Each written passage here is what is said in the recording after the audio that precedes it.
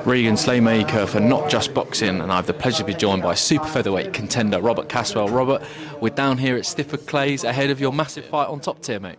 Yeah, I'm looking forward to it. Yeah, first fight on Top Tier, and hopefully the first of many. Definitely, mate, as well. I was going to say there's been a lot of noise about a potential fight at Chatham Stadium. I mean, on the grapevine, I hear that you sell a fair few tickets, mate. I mean, obviously, get February 9th out of the way. 2025 is going to be a massive year for yourself. Yeah, massive. Yeah, like last year was supposed to be the breakthrough year, really. Like where I announced myself on the big stage. It didn't work out like that. I suffered, unfortunately, my first loss in my title fight, and then in May I broke my hand in my comeback fight. So I had to have 2 hand operations, months of rehab trying to get it back to the best sort of thing. And yeah, so this year is what last year should have been the breakthrough year. So part 2 of that. So box February 9th. Hopefully box again April, and then the title fight at Chatham Town. Definitely, mate, as well. I do want to kind of talk about those injury kind of worries. Obviously, they're gone now. Just talking to Zach Fee, I mean, though no boxer likes to get injured, but kind of, it must have been a fairly frustrating period for yourself, mate. Yeah, it was so frustrating. Obviously, the pain of the injuries was bad. Like, obviously, I broke my hand in the second round of the 6th round fight, so I had to get through it. I was in agony, but like the pain compared to mentally, I would take that every day of the week. It was more the frustrations mentally. I just felt like everything was going wrong in that year. I bounced back. Like, I was like, right, get back in the gym after the loss, get my comeback fight under me, get my confidence, and then it just went from bad to worse, really. I won, luckily, I won every round, but it was just like I just feel like I couldn't catch a break, and mentally I was struggling with it. And the first operation didn't work, so that made it even worse. I had to have a second operation like a week and a half later, and then the rehab, and not sure if it's going to be good. But I got the cast off after 2 months, and then got the rehab boxed off, and I was back out again in November. I was like determined to get back out before the year ended. So yeah, and fortunately it was all good in the fight. I boxed really well. Confidence is back. Everything's back, so this year is going to be a great year. Definitely, mate. Look, I mean, looking forward to seeing you back. Glad that your hand's healthy as well, mate. I do want to kind of just talk about that. Obviously, fight is coming through adversity. It's an experience that you can't buy, right? Yeah. You've already had so early on in your career.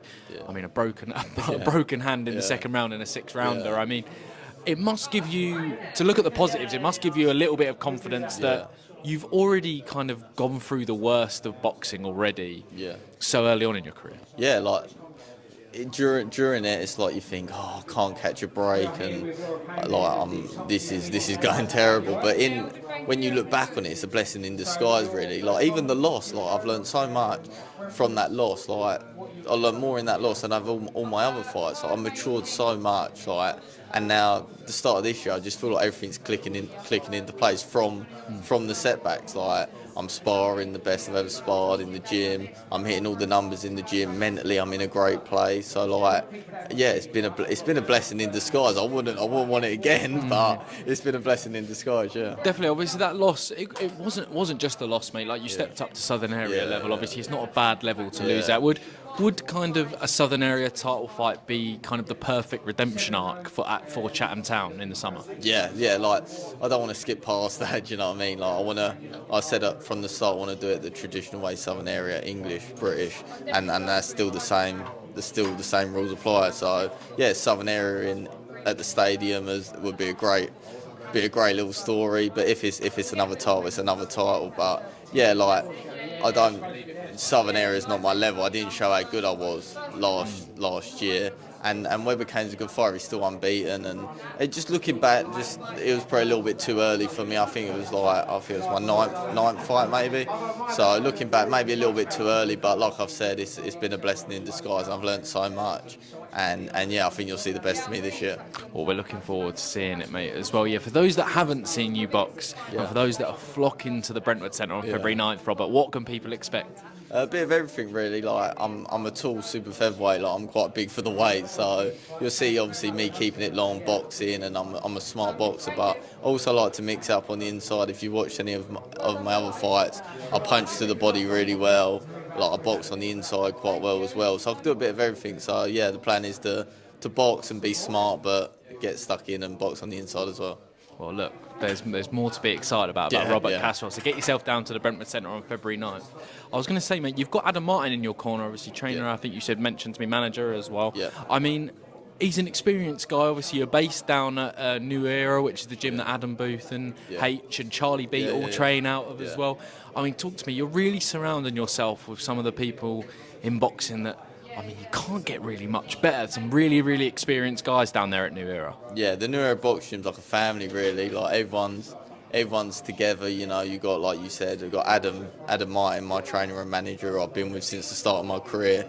H, Charlie B, who's with Harlem Eubank and Kurt Walker, and then Adam Booth as well. So the environment's great to be around. Like when I first joined the gym, I was like a small, like what is it? A small fish. Yeah, in a big pond sort of thing. So you got to work your way up. But I've learned so much being down there. You know, from the sparring, from just watching as well. Like you sit down after your training session and you've got, say, Harlem Eubank in the ring hitting pads and that. You watch him. You got so many people down there in big fights and experienced fighters. And yeah, I've learned so much from being down there and so much from the sparring and everything else.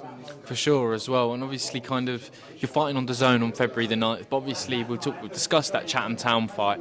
But yeah, I mean, the thought of headlining live on the zone in Chatham Town, I mean, it's absolutely massive, isn't it? Yeah, it's massive. Like you see like stadium fights, but they're only ever happening on Sky or like your big, like your Billum Smiths or your Josh Warringtons and people like that. So to bring like boxing to your local football club is what dreams are made of, isn't it? So yeah, I'm buzzing. If we could get over the line, I think that'd be good for small hall boxing, for my career, for everyone really, for Johnny Clark, for TopTier. It's something different. Like you don't see that with small hall boxing. So yeah, I think it'd be massive. Definitely. How does it feel to, obviously you've just mentioned, I mean, Josh Warrington, I mean, personally one of my favourite fighters of the last kind of 5 years, and then Chris Billum Smith, obviously. How does it feel to kind of follow in the footsteps of world champions, of established world champions, but you could potentially sell out a stadium for a Southern area title fight. It's unheard of, isn't it? Yeah, it's unheard of. Yeah, like you'd think, oh, it'd be at York Hall, but if you say, oh no, I'm headlining my local football club on the pitch with say 3,000-4,000 people there, yeah, it's unheard of. So if I can get over the line, like I keep saying, it's going to be massive. And not only do I want to do that, the club want to do that. More importantly, like they've been saying for years, like we want to do boxing at the stadium, and they all come to watch me, like the chairman's brother, Gaz Hay. They all come to watch me, so they're all really invested in it. And they don't want it just as a one-off. They want to do it every year. So yeah, this is going to be massive. Like Chatham Town, like they want it, I want it, everyone wants it, so yeah, I'm sure it'll happen. Well, it's nice to know that kind of, obviously, sometimes the things that you've mentioned are the first kind of stumbling block for these things happening, but the fact that, I mean, the chairman said, no, we want to do it, do it every year, and we want you to do it, Robert, I mean, that's absolutely amazing as well. I mean, Robert, we've absolutely breezed through my questions, mate. Final one, we ask everyone who comes on the channel this. You've sort of touched on it already, but I'll ask it again. When all's said and done, what does boxing mean to you? Yeah, a lot. Like it probably has changed over the years. Like I just, when I was a kid, I just used to love to box. Like now it's like, obviously, it'd be good to earn a bit of money while doing it. So yeah, like win titles, earn hopefully a nice bit of money to walk away with the sport and give back to the community. Like once I'm done with boxing, like once I've finished my own boxing career, I'll stay in boxing for probably my life. To be honest, I like to open up a gym. And then give back to the time that was given to me, really. So yeah, that's the plan. Well, I hope so, and I look forward to seeing it. Robert, best of luck February 9th, and I hope to see you at Chatham Town in the summer as well, mate. Thank you. Cheers.